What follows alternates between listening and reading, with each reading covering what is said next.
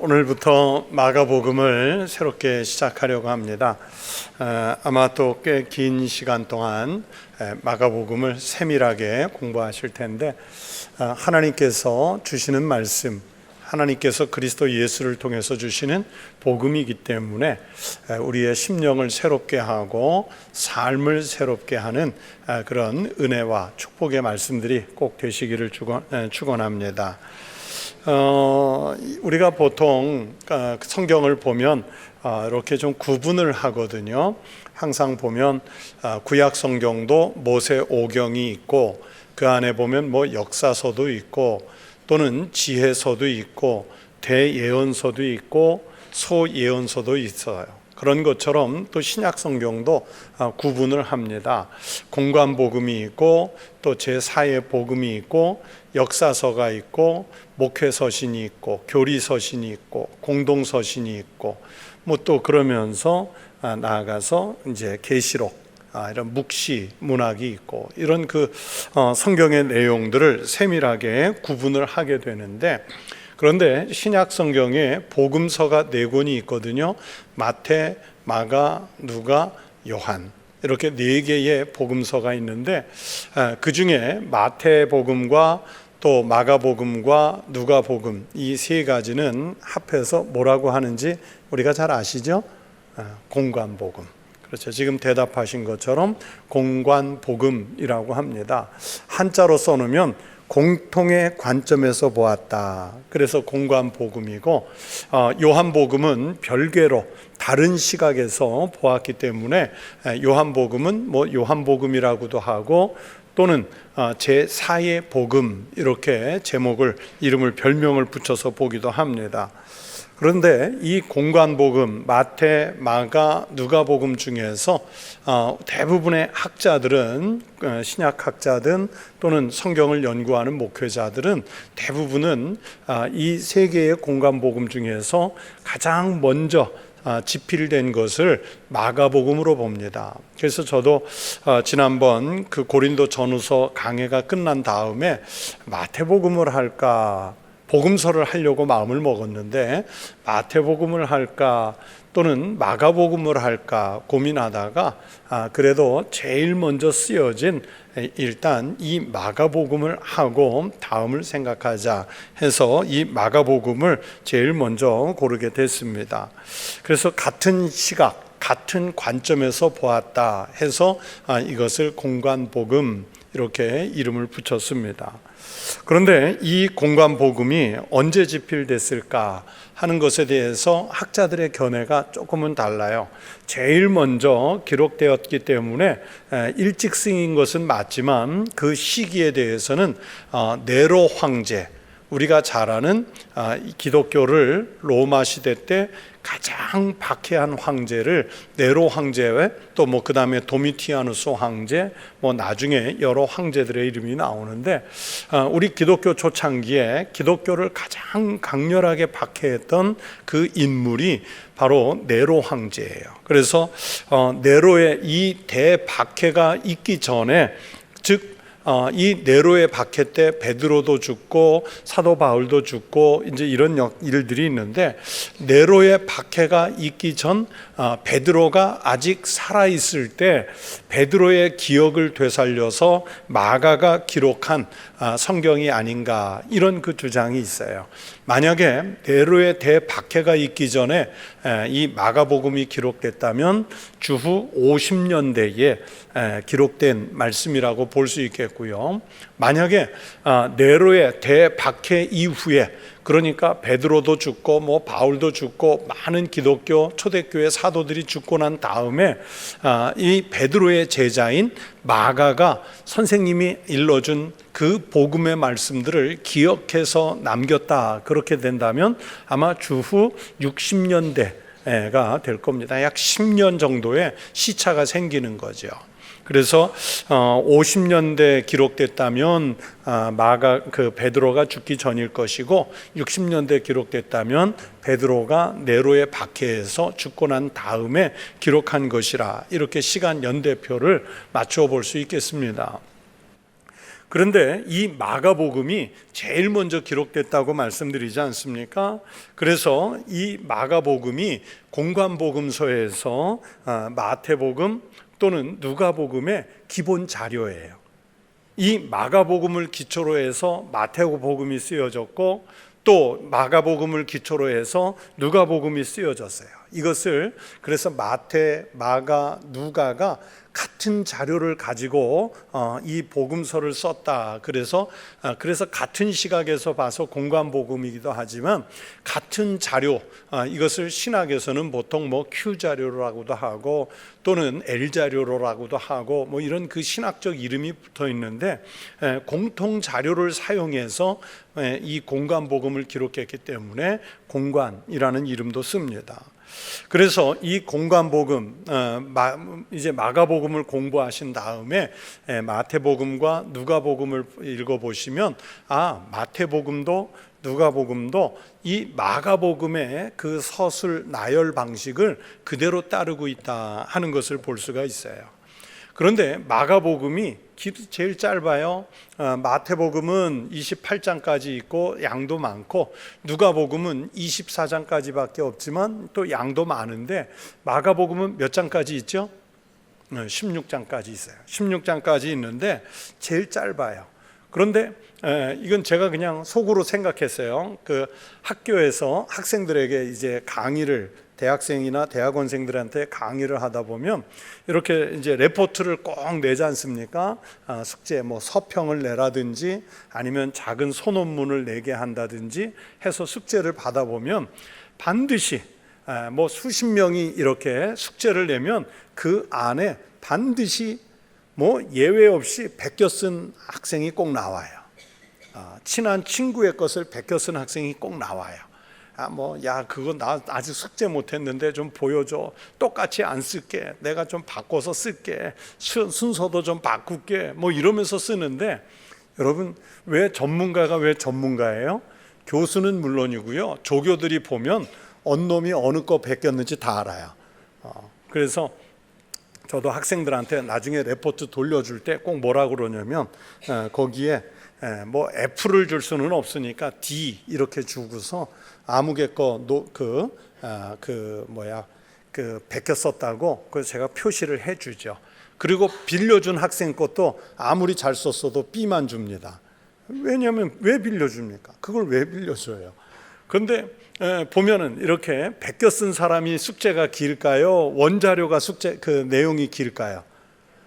항상 그 베껴 쓴 사람이 길어요. 왜 그럴까요? 자기가 빌려본 거에다가 조금 덧붙여요. 덧붙여요. 자료가 붙고 뭐 이러다 보면 거의 뭐 열에 8, 9은 더 베껴 쓴 사람이 답이 길어요. 이게 뭐 한 원자료가 뭐 7페이지, 8페이지 써왔다면 베껴 쓴 사람은 한 10페이지 써와요. 참 재밌어요. 그런 걸 보면 물론 숙제는 아닌데 마가복음 자료에다가 마태가 기억을 더하고 누가가 기억을 더하면서 마태복음과 누가복음이 그래서 길어지지는 않았을 거예요. 그죠? 그런데 저는 그 공관복음을 읽을 때면 늘 그런 생각이 드는 거예요. 마가의 자료에다가 마태와 누가가 기억을 더해서 그 마가가 혹시라도 빼먹은 기억들을 더해가지고 이렇게 늘렸구나. 이제 이런 생각이 드는 게 그 마음입니다. 여러분, 이 마가복음을 기록한 마가는 신약 성경에서 아주 중요한 인물이에요. 뭐 가장 대표적으로 마가가 누구냐 그러면 대부분의 신학자들이 공통으로 생각하는 답은 뭐냐면 일단은 베드로의 제자예요. 베드로의 제자예요. 그런데 이 베드로의 제자이면서 동시에 이 마가와 아주 가까운 중요한 인물이 성경에 등장을 하는데, 친척이 등장하는데 혹시 그분의 이름을 알고 계세요? 네? 바나바예요. 누구십니까? 그 계보를 꿰고 있는 분. 바나바예요. 이 바나바의 조카가 마가 요한이에요. 원래 이름이 그냥 마가만이 아니고 마가 요한인데 여러분, 이 바나바 집이 가난했나요? 부자였나요? 바나바 집안이 부자지요. 바나바 집안이 부자예요.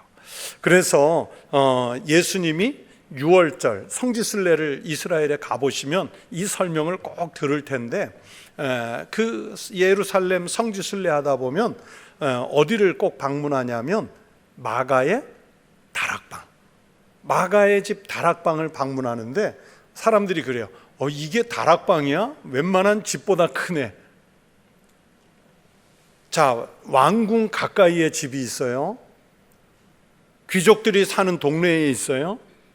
그러면서 높은 지대, 성전 가까이에 있어요. 그러니까 아무나 살 수 있는 동네가 아닌 거예요. 그래서 대단히 큰 집, 다락조차도 매우 큰데, 그래서 예수님이 6월절 음식을 준비하라고 했을 때 그 6월절 만찬이 진행된 곳을 마가집으로 봐요. 마가의 집으로. 또 그러면서 여러분 사도행전 2장에도 보시면 초대교회 120명의 성도들이 예수님께서 약속하신 성령을 기다린 장소가 또 누구의 집이었어요? 마가의 다락방이었다고요. 거기에 120명이 모여서 성령을 받는 거예요. 급하고 강한 바람 소리같이 불의 여같이 갈라지는 각각의 그 성령의 임재가 그 다락방 안에 모여있던 120문도에게 임했는데 그 집이 마가의 집이었던 거예요. 또 예수님, 그 사도 베드로가 이제 잡혀가지고 옥에 갇혔는데 천사가 풀어줬잖아요. 자, 천사가 풀어줘가지고 비몽사몽간에 감옥에서 나와 탈옥을 했는데 천사의 안내를 받아서 다시 찾아간 집이 누구의 집이었어요? 마가의 집이잖아요. 그래서 마가의 집에 도착해가지고 문을 쾅쾅쾅쾅 치는데 그 안에 마가의 집에선 많은 초대교회 교인들이 모여가지고 베드로 사도 풀어달라고, 그죠? 베드로 사도가 나올 수 있게 해달라고 기도하는데 밖에서 이제 베드로 사도가 문을 두드리니까 그 로데라고 하는 젊은 여자 계집아이 하나가 나와서 문을 열어주려고 하다가 밖에서 들리는 소리가 지금 누구 소리예요? 베드로 사도의 소리란 말이에요. 그러니까 집안에 뛰어들어가서 베드로 사도가 오셨다고, 베드로 사도 선생님 오셨다고 그랬더니 그 안에 기도하던 사람들이 뭐라고 그래요? 너 지금 헛소리 들었다. 아마 그의 수호천사가 왔나 보다. 아니에요, 오셨어요. 그러니까 여러분, 우리도 기도하다 보면 다 뭐라 그러냐면 기도 응답해 주시옵소서, 응답해 주시옵소서. 그러면 기도 응답이 와도 뭐라 그래요? 아니, 그거 말고 다른 거예요. 이런 것처럼 역사가 있는데 이 베드로 사도가 제일 먼저 감옥에서 탈옥해서 찾아간 집이 마가의 집이에요. 그러니까 이 초대교회에서 마가의 집이라고 하는 것은 교회가 형성되는 사도행전의 역사에서 매우 중요한 그 장소, 또 매우 중요한 가문이라는 것을 알 수가 있지요. 그런데 이 바나바와 사도 바울이 나중에 사도행전 15장을 보시면 큰 싸움이 일어나요. 여러분, 목사들도 싸웁니다. 왜 그 싸우냐면 이 바나바 사도하고 바울 사도가 싸우는데 누구 때문에 싸워요? 왜 싸웁니까? 바울하고 바나바는 안 싸울 것 같아서 누구 때문에 싸워요? 지금 제가 누구 얘기를 하고 있는 거예요? 한차. 그러면 누구 때문에 싸우는 거예요? 그냥 여러분, 공부 잘하는 학생은 항상 질문의 의도를 알아요. 벌써 이 선생님의 말씀 속에 답이 다 있잖아요. 그죠? 지금 한참 누구 얘기를 하는 거예요? 마가 얘기. 그러면 바울과 바나바, 바나바와 바울이 누구 때문에 싸웠다고요? 마가 때문에 싸운 거예요. 왜 싸웠느냐? 아마도 1차 전도 여행을 했는데, 그런데 거기에서 무슨 일이 있었던 것 같아요. 그래서 2차 전도 여행을 떠나려고 하는데 이제 마가의 동행 문제로 바울과 바나바가 의견이 맞지 않았어요. 바울은 마가를 데리고 가면 안 된다는 거예요.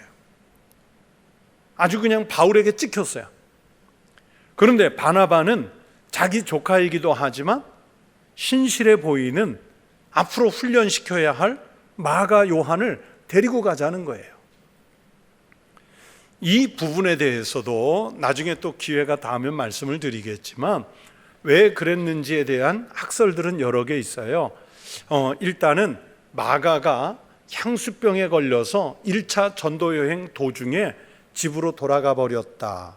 충분히 가능한 얘기죠. 장시간 동안 부잣집 청년이 외국에 나와서 죽을 고비 살 고비 막 넘기면서 가니까 향수병이 걸렸을 거다. 아니면 마가가 어떤 질병에 걸려서 더 이상 동행할 수 없는 그런 형국이었기 때문에 돌아가게 됐는데 아마도 바울의 승인을 받지 않은 채로 돌아가지 않았을까. 뭐 이런 그 설들이 있는데 그건 나중에 천국 가서 그 마가한테 직접 물어보세요. 근데 이 바나바와 바울의 이 갈등, 제2차 선교 여행을 앞두고 갈등이 일어나서 이제 두 분이 완전히 갈라서게 됩니다. 갈라서는데 바울은 누구를 데리고 전도 여행을 떠나냐면 그 유명한 실라 그리고 디모데 이분들과 팀을 짜서 가요. 그런데 바나바는 그러면 누구를 데리고 갔겠어요? 마가를 데리고 구브로 쪽으로, 오늘날로 말하면 키프로스라고 그러죠. 이 키프로스 쪽으로 선교의 방향을 잡아서 각각 따로 출발을 하게 되는 장면이 사도행전 15장부터 나옵니다. 그런데 여러분, 마가가 사도 바울이 이런 장면에서 이렇게 보면 항상 보면 바나바라는 이분은 사람이 성품이 착하고 성령이 충만하고 지혜롭다 그랬죠. 성경이 말씀하지 않습니까? 그래서 사실 사도 바울이 그 예수 그리스도를 만나고 이제 초대교회 교회 안으로 들어오려고 할 때 그 그리스도인들을 잡아 족치던 사람이었기 때문에 사도들이 또 초대교회 그리스도인들이 바울을 맞아들이려고 하지 않았어요. 그렇죠? 무서워했어요. 저 사람 간첩 아니냐? 가짜 회심한 거 아니냐? 의심하면서 바울을 맞아들이지 않으려고 했는데 초대교회 안으로 바울이 들어와서 사도들에게 인정받고 교회 공동체 안에 들어올 수 있도록 그 문을 열어주고, 그러면서 그 사람의 후견인 또는 보증인이 되준 게 누구였어요? 바나바였잖아요. 바나바가 바울의 보증인이 되줬던 거예요. 그래서 이 바나바라는 인물은 사람을 지켜보는 사람이에요. 사람에 대해서 관대한 분이었어요. 그런데 사실 바울은 우리가 초대교회 역사에서 사도로서 매우 중요한 분이긴 한데 사도 바울이 쓴 편지들을 읽어보면 좀 딱딱해요. 그렇죠? 매우 교리적이고 아마 바리새파에서 훈련받은 그런 성품이 남아있고 또 매우 중요한 학자였기 때문에 학적인 면에서 다루는 부분들도 많았을 거예요. 그래서 바울은 어떻게 보면 사역 중심의 사람이고 바나바라는 분은 또 사람 중심의 일꾼이었던 거예요. 그런 면에서 바나바는 비록 자기 조카가 좀 뭔가 미진하고 실수한 것 같아도 데리고 가자, 바울을 품어줬던 것처럼 데리고 가자, 이런 쪽이었다면 바울은 그 마가 요한이 너무 일에 걸리적거릴 수 있기 때문에 또 중간에 또 돌아갈지 모르기 때문에 이번엔 안 된다 하고 단호하게 내쳤던 것 같아요. 하지만 여러분, 그 나중에 누가 옳은지는 증명이 되는데 결국은 바나바가 옳아요. 이 대목에 있어서는 바울보다 바나바가 본 시각이 옳아요.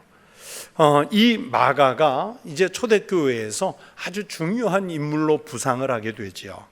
그래서 훗날 이 사도 바울도 마가를요 매우 중요한 동역자로 여깁니다.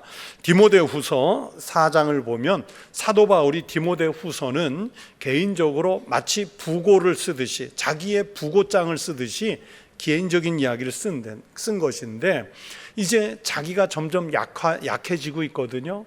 몸도 마음도 사역도 많이 약해지고 있는데 이 디모데후서를 썼는데, 그때 이 디모데후서를 마무리하면서 4장 11절에 뭐라고 하냐면, 디모데가 이제 바울에게 올 때 누구를 데리고 와달라고 부탁을 해요? 마가를 데리고 와달라. 네가 올 때에 마가를 데리고 오라.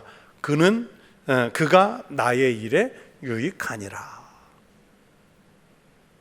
예전엔 내쳤는지 모르지만 이제 교회에서 마가가 중요한 인물이 됐기 때문에 데리고 와달라는 거예요. 사도 바울이 이제 마무리하려고 하는 이 선교의 일에 매우 유익한 사람이니까 데리고 와달라는 거예요. 사도 바울이 빌레몬에게 편지를 쓰는데 이 편지도 상당히 개인적인 내용이 많이 들어가 있죠. 그런데 빌레몬에게 편지를 쓰면서 마지막 문안 인사에 뭐라고 쓰냐면, 또한 나의 동역자 마가, 아리스다고, 데마, 누가가 문안하느니라. 원래부터 데마나 누가, 아리스다고는 원래부터 바울의 선교팀 멤버예요. 처음부터 같이 다녔어요. 흐트러지지 않았어요. 그런데 뜻밖의 제일 먼저 등장하는 인물이 누구냐면 나의 동역자라 하면서 첫 번째 등장하는 인물이 마가예요. 뭐 순서대로 누가도 쓸 수 있고 데마도 쓸 수 있고 할 수 있는데, 여러분 헬라어를 공부한 사람들은 다 알아요.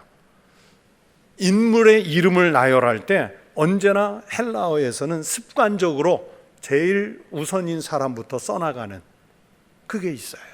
그렇기 때문에 사도 바울이 빌레몬에게 이 편지를 쓰면서도 나의 동역자 마가 하고 일본어로 마가부터 쓴 것은 이미 바울에게 있어서 마가라는 인물이 너무 중요한 인물로 자리 잡고 있다는 것을 알려주는 내용이에요. 그것처럼 초대교회에 기둥 같은 인물로 성장을 했는데, 그런데 뭐 바울의 전도팀이 됐든 삼촌 바나바를 따라가서 구브로 지역에 전도를 했든 이 마가에게 있어서 제일 중요한 역사적 위협은 뭐냐면 마가복음을 남긴 거예요. 초대교회의 기둥 같은 인물이 돼서 제일 중요한 역사는 뭐였냐면 바로 복음서 중에서 첫 번째 복음서 마가복음을 기록으로 남겼다는 사실입니다. 이 마가가 기록한 복음이라 해서 우리 전통 교회, 보수적인 교회에서는 그래서 저자를 마가라고 보고 그의 이름을 따서 마가복음 이렇게 이름을 붙였어요. 이 마가복음은 아주 이제 글을 성경을 읽어가 보면 이 서술하는 글을 쓰는 방식이요, 우회적으로 쓰는 게 없어요. 대단히 직설적이고 또 그러면서 아주 간결하게 쓴 성경으로 유명합니다. 이 마가복음에서 다루는 그 핵심적인 내용이 세 가지가 있는데, 그게 뭐냐면 첫 번째는 치유, 두 번째는 귀신을 쫓아내는 것, 축기라고 그러죠. 그 다음에 세 번째는 하나님 나라의 선포, 이렇게 말을 해요. 그래서 보통은 예수님의 3대 사역을 말하라 하면 보통 이 세 가지, 병든 자들 또는 마음이 다친 사람들을 고쳐주시는 치유, 또 두 번째는 귀신 들린 사람들에게서 귀신을 쫓아내서 정신을 온전하게 하는 것, 그리고 마지막에는 하나님 나라에 대한 선포, 이것을 보통 예수님의 예수 그리스도의 3대 사역이라 하는데, 마가복음은 아주 철저하게 예수님의 이 3대 사역을 직설적으로 표현하는 일에 아주 그 모든 구성이 돼 있는 성경책입니다. 그러면서 이제 마가복음을 시작하는데 오늘 본문 1장 1절이 아주 중요한 말씀이 나오죠. 하나님의 아들 예수 그리스도의 복음의 시작이라 그랬어요. 자, 여기에 보면 예수님의 신분이 제일 먼저 나오죠. 예수님의 신분이 뭐예요? 하나님의 아들이라고 나오잖아요. 하나님의 아들, 하나님과 동급이에요. 이것을 먼저 밝히고 시작해요. 그러면서 이 본문에서 1장 1절에서 중요한 것이 세 가지 의미가 나오는데, 뭐가 나오냐면 첫 번째는 이 본문 말씀에 예수 그리스도 복음의 시작이라 그랬죠. 이 시작이라는 말이 나와요. 첫 번째가 시작이에요. 헬라어로 아르케라는 말이 나오는데요, 창세기 1장 1절 히브리어에 바로 태초에라는 말씀과 같은 뜻이에요. 태초에. 그러니까 하나님의 아들 예수 그리스도 복음이 태초부터 있었다는 거예요. 태초부터. 그러니까 이 복음이라고 하는 것은 단지 시간적으로만 시작된 것이 아니라 원래의 기원이 있는데, 그 원래의 기원이 언제부터냐? 하나님이 영원전부터 계신 것처럼 예수 그리스도의 복음의 시작은 언제부터 시작된 거예요? 영원전부터. 영원전부터. 그때부터 있었던 거예요. 그러니까 원래 태초부터 예수 그리스도의 그 복음이 있었고요. 그러면서 이 복음이 인류 역사에 비로소 등장해서 빛을 보고 사람들에게 인식되기 시작한 게 언제냐면 예수 그리스도로부터 시작이 되는 거예요. 그래서 이 시작이라는 말, 아르케라는 말은 태초에라는 말과 같은 말이기 때문에 바로 우리가 받고 있는 이 복음은 2000년 전 그때의 역사가 아니라 구약 성경이 처음 시작되기 이전에 하나님이 계셨던 것처럼 영원전부터 영원까지 계시는 그리스도 예수를 통한 복음이라 하는 말씀인 거예요. 또 두 번째, 세 가지가 중요한 게 나온다 그랬죠. 그 중에 두 번째는 복음이라는 말, 복음의 시작이라 그랬지 않습니까? 이 복음이라는 말을 헬라어로는 유앙겔리온, 그래서 무슨 중창단 이름에다도 우리는 복음의 중창단이다, 합창단에도 우리는 복음의 합창단이다 할 때 보면 유앙겔리온이라는 이름을 참 교회에서 많이 쓰는 경우들이 있는데, 그 뜻이 뭐냐면 복음이라는 뜻이에요. 그런데 이 복음에 대해서 어떻게 설명을 해야 되느냐? 미국의 플러신학교 교수이셨던 로버트 귤리히라는 교수님이 있어요. 이분이 WBC라고 하는 우리 목회자들 또는 신학생들이 보는 아주 중요한 주석이 있는데, 이 로버트 귤리히 박사가 이 마가복음을 맡았어요. WBC 주석에 마가복음을 맡았는데 그만 1장부터 8장까지만 집필을 하고 별세를 했습니다. 거기까지만. 그래서 그 WBC 주석 전집을 보면 1장부터 8장까지는 상권, 아주 두꺼운 책인데 거기에는 로버트 귤리히가 주석을 했고 이제 9장부터는 다른 교수가 집필을 하게 됩니다. 그렇게 됐는데 이 로버트 귤리히 교수가 이 복음, 오늘 1장 1절에 복음에 대해서 뭐라고 설명했냐면, 마가에게 있어서 복음은 예수를, 말씀과 행위를 통하여 하나님의 주권적인 통치를 행하시는 분이라고 설명을 했어요. 그런데 다른 설명은 좀 어렵지만 한마디로 얘기하면 이 귤리히 교수가 말하려고 하는 건 뭐냐면, 결국은 복음이라는 자체는 예수라는 거예요.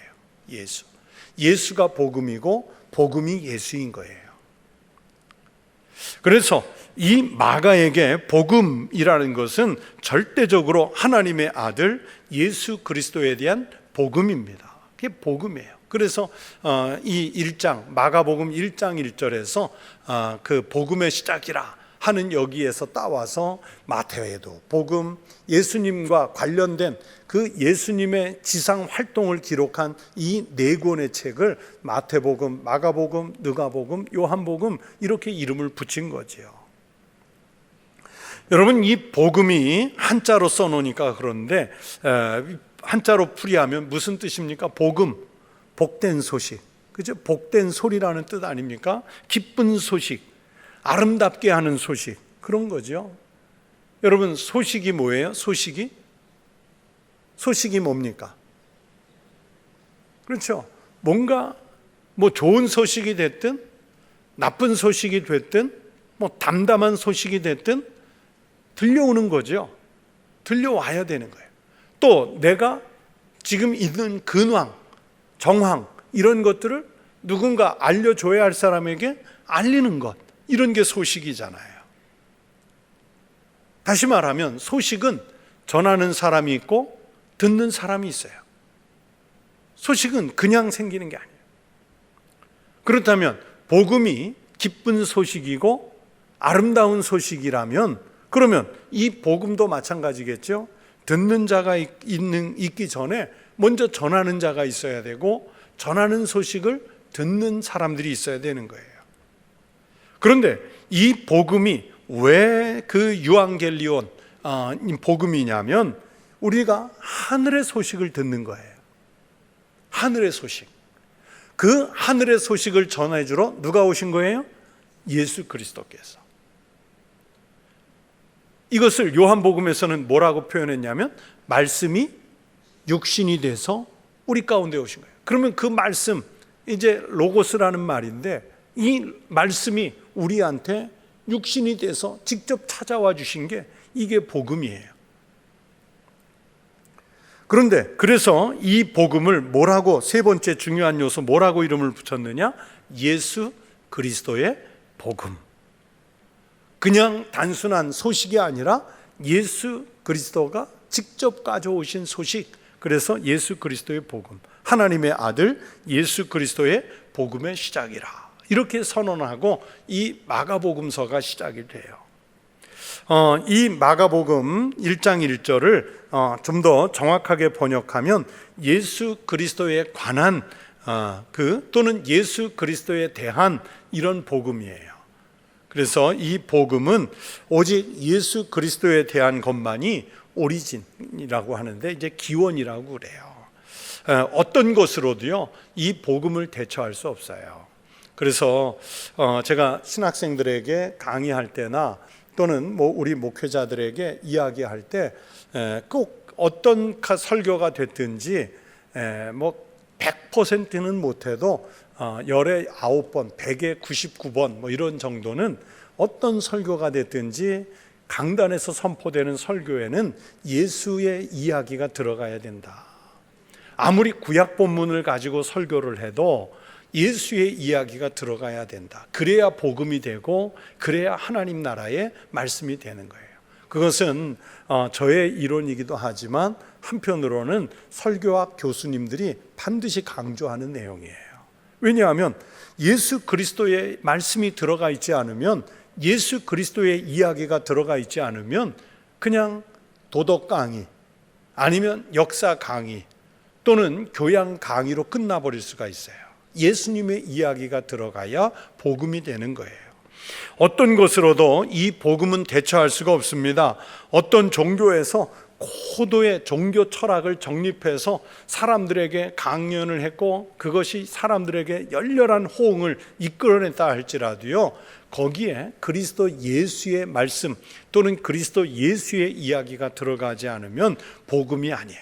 그래서 오직 예수 그리스도만이 복음이라. 이 전제를 가지고 마가복음 1장 1절이 시작이 되는 겁니다. 그러면서 오늘 첫 단락이라고 볼 수 있는 2절부터 8절은 이제 세례 요한의 사역부터 소개하고 마가복음이 시작되죠. 여러분, 이 세례 요한은 그리스도 예수가 오시는 길을 예비한 인물입니다. 오늘 본문 2절과 3절은 마가복음 3장 1절하고 이사야 40장 3절 말씀을 인용한 말씀이에요. 마가복음 3장 1절은 뭐라고 되어 있냐면, 만군의 여호와가 이르노라, 보라 내가 내 사자를 보내리니 그가 내 앞에서 길을 준비할 것이요, 또 너희가 구하는 바 주가 갑자기 그의 성전에 임하시리니 곧 너희가 사모하는 바 언약의 사자가 임하실 것이라. 이게 말라기 3장 1절이에요. 또 이사야 40장 3절에는 뭐라고 말씀하냐면, 이사야 39장에도 비슷한 말씀이 있는데, 외치는 자의 소리여 이르되 너희는 광야에서 여호와의 길을 예비하라, 사막에서 우리 하나님의 대로를 평탄하게 하라, 이렇게 말씀했어요. 이 말라기 3장 1절과 이사야 40장 3절 말씀 두 개를 섞어 가지고 오늘 본문 말씀 2절 3절이 나오는 겁니다. 이 본문에는 선지자 이사야의 글에 그랬는데 여기에 말라기의 글에는 빠졌어요. 그러나 분명한 사실은 이사야의 글만은 아니에요. 말라기와 이사야의 글이 합해져서 이 말씀이 나왔어요. 선지자 이사야의 글에 보라 내가 내 사자를 내 앞에 보내노니 그가 내 길을 준비하리라. 광야에 외치는 자의 소리가 있어 이르되 너희는 주의 길을 준비하라. 그의 오실 길을 곧게 하라. 여러분, 이 세 군데, 지금 말라기 3장 1절 또는 이사야 40장 3절 그리고 오늘 본문 2절 3절 세 군데의 말씀을 다 읽어드렸는데, 이 세 군데 말씀의 공통점이 뭐냐면 길이라는 단어가 나와요. 준비라는 단어가 나와요. 다시 말하면 세례 요한이 온 목적을 알려주는 말씀인데, 세례 요한이 왜 왔을까요? 어쩌다 보니까 먼저 태어났나요? 아니요. 오늘 이 말씀대로라면 길을 내려고 온 사람이에요. 메시아가 오는 것을 준비하러 온 사람이에요. 다시 말하면 세례 요한은 주의 길을 준비하기 위해서 하나님이 보낸 사람이었던 거예요. 저는 오늘 본문을 묵상하면서 생각했습니다. 오늘 우리는요, 이 세례 요한이 그랬던 것처럼 주님의 재림을 준비하는 삶을 살아야 돼요. 우리가 어느 곳에 있든지 그것을 광야 삼아서 예수 그리스도의 재림을 준비하는 성도의 삶을 살아내야 합니다. 다시 말하면 세례 요한이 다른 복음서에 등장하는 것처럼 복음을 선포하고 복음을 전하며 내 뒤에 오실 분에 대한 언급을 했던 것처럼 장차 우리에게 임하실 예수 그리스도의 재림을 내 삶의 자리에서 선포, 선언, 소식을 전하는 삶을 살아가야 합니다. 그런데 이 세례 요한이 하나님 나라 메시아를 영접하기 전에 뭐를 준비하라고 했냐면, 우리가 참된 믿음을 갖추기 위해서는 회개가 선행이 되어야 할 것을 말씀했어요. 여러분, 예수를 맡기 전에 세례 요한은 회개의 사역부터 펼쳤습니다. 4절 말씀해 보세요. 세례 요한이 광야에 이르러 뭘 했습니까? 죄 사함을 받게 하는 회개의 세례를 전파하니. 그래서 이 세례 요한이 요단강에서 세례를 베푸는 것을 뭐라고 하냐면 회개의 세례. 5절 말씀해 보시면 온 유대 지방과 예루살렘 사람들이 요단강에 와서요, 자기의 죄를 먼저 자복하고 그리고 나서 회개하고 세례를 받죠. 그런데 우리도 1년에 몇 차례 회개의 세례를 베풀지만 여러분, 요즘에 회개를, 그 세례를 받기에 앞서서 정말 눈물을 쏟아가며 회개를 하는가요? 그냥 나이가 다 됐으니까, 아니면 교회 다닌 연수가 맞으니까, 또 때마침 교회가 행사로서 세례식을 한다니까 그렇게 세례받아요. 그렇게 자녀들에게 세례받고 입교를 하라고 그래요. 다시 말하면 그냥 하나의 교인이 되는 통과 의례, 아니면 하나의 절차적 행위로서 우리는 세례를 받는다고요. 그렇게 회개하지도 않은 채 그러면서 세례를 받고 정식 교인이 되고 그러면서 은혜와 축복만을 누리길 원하는 그런 양태의 신앙생활은 너무 이기적이에요. 이것을 1980년대 강원용 목사님이라는 분은 뭐라고 표현을 했냐면, 그리스도인들이 교회 와서 너무 징징거린다, 그렇게 표현했어요. 여러분, 우리의 기도의 내용들을 한번 살펴보세요. 대부분 징징대는 기도잖아요. 그분 얘기처럼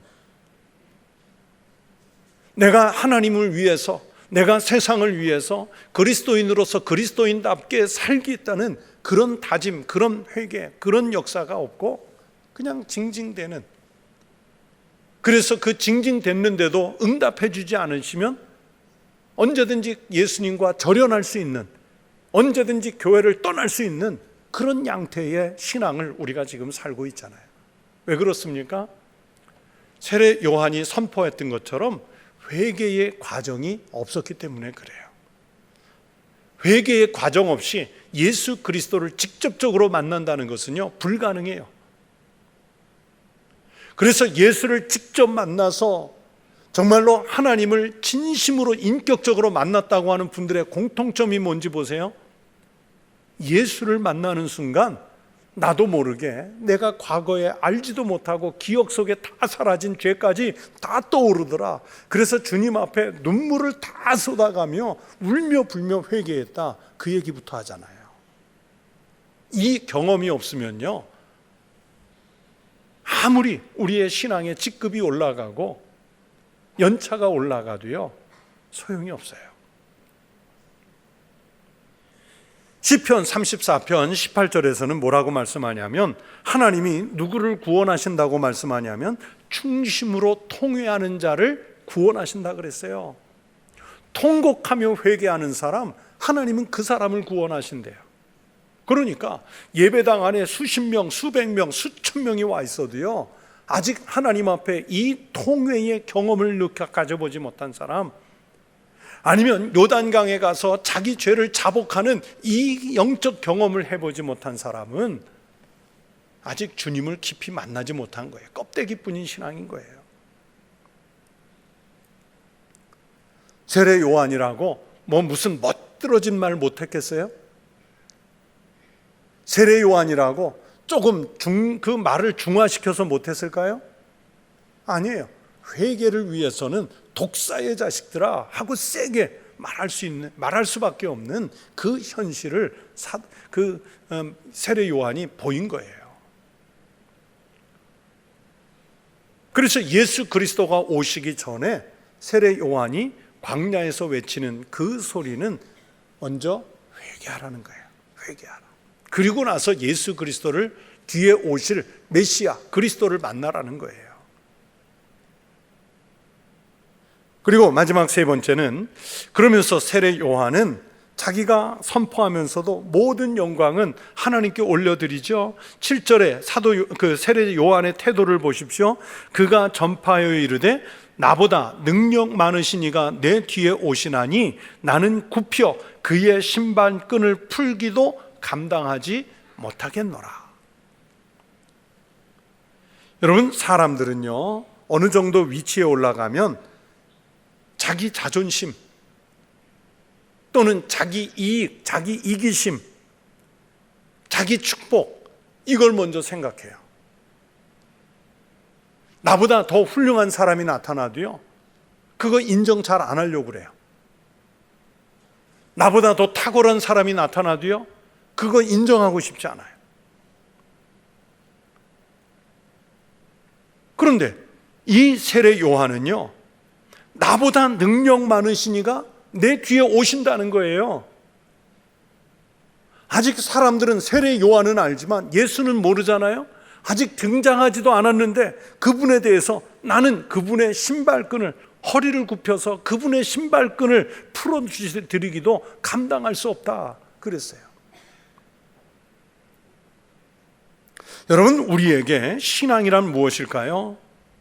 신앙을 통해서 그냥 나를 복되게 하는 것, 내 인생이 만사형통하는 것, 우리 집이 잘 되고 돈도 많이 벌고 우리 자식들 좋은 길 가는 것, 이런 것이 신앙인가요?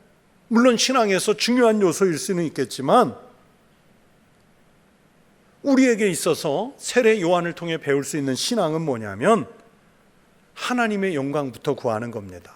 하나님의 영광.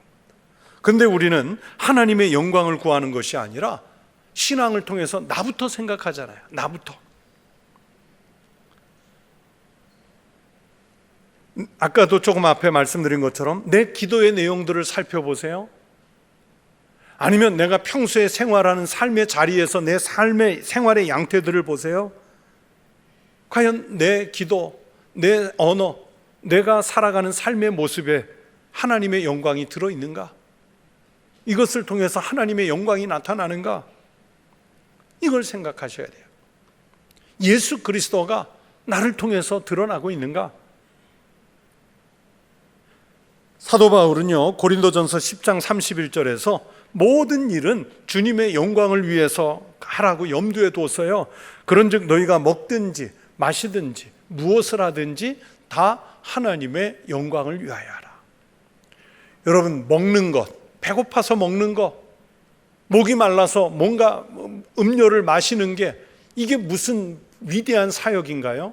본능이잖아요. 배고프면 먹어야 되고, 목마르면 마셔야 되고, 인간의 본성으로 본능적으로 누구나 해야 되는 일인데, 사도 바울은 뭐라고 했냐면 그것까지도, 내가 먹는 행위, 내가 마시는 행위, 그것까지도 다 하나님의 영광을 위해서 하라는 거예요. 영광을 위해서. 바로 오늘 본문 속에 세례 요한은 그리스도 예수가 오시는 그 앞에서 자신을 낮추었어요. 그랬더니 나중에 예수님 말씀하시죠. 하나님 앞에서 자신을 낮추는 자가 천국에서는 큰 자인 거예요. 세례 요한은 그래서 여자가 낳은 자 중에 제일 큰 자가 되는 거예요. 이제 말씀을 정리합니다. 여러분, 이제 복음이 시작이 됐는데, 우리가 이 마가복음을 공부해 가는 동안 또는 성경을 읽으면서 우리가 다른 복음 기대할 거 없어요. 오직 예수 그리스도만이 생명을 살리는 복음이시라는 것을 내 가슴 속에 단단하게 새길 수 있는 기회가 되실 수 있길 바랍니다. 그리고 세례 요한이 예수님의 오심을 준비하기 위해 앞서온 것처럼 우리는 재림을 기다리고, 또 우리가 사는 광야 같은 세상 속에 나가서도 예수 그리스도의 오심을 몸으로, 언어로, 삶으로 증명하면서, 증거하면서 살아갈 수 있는 믿음의 사람들이 꼭 되시기를 바랍니다. 그래서 우리가 사는 곳에 비록 완벽하지는 않지만 그곳에 하나님 나라를 형성해 갈 수 있는 거룩한 성도의 삶이 되시기를 주의 이름으로 축원합니다. 기도하겠습니다. 하나님 아버지, 우리 주님 그리스도 예수의 복음이 시작되었던 것처럼 이제 오늘 우리도 우리가 살아가는 삶의 자리에서 복음의 사람으로서 마땅히 행해야 할 삶을 살아가게 하여 주시옵소서. 주님께서 오시기 전에 세례 요한을 먼저 앞서 보내셔서 주님의 길을 준비하게 하신 것 같이 우리도 이 땅에 주님의 나라가 재림으로 임하시기 전에 우리가 사는 세상을 주님이 오실 나라로, 영접할 나라로 미리 바꾸어 변화시켜가는 삶을 살아가게 하여 주시옵소서. 세례 요한이 내 뒤에 오실 분의 그 신발끈을 풀기도 감당치 못하겠다고 그렇게 자신을 낮추었던 것처럼 우리도 주님 앞에서 겸손하며 먼저는 주님의 영광을 생각하며 살아갈 수 있는 믿음의 삶이 되게 하여 주시옵소서. 하나님, 이 시간에 귀한 예물을 주님께 바친 손길들이 있습니다. 이 거룩한 예물을 드린 손길 주님께서 축복하여 주셔서 모자람이 없이 넉넉하게 채우시는 은혜와 은총과 복이 이 손에 있게 하여 주시옵시고, 이 거룩한 예물이 쓰이는 곳에서 이 땅에 아버지의 나라가 오게 하여 주시옵소서. 감사하오며 예수님 이름으로 기도하옵나이다. 아멘.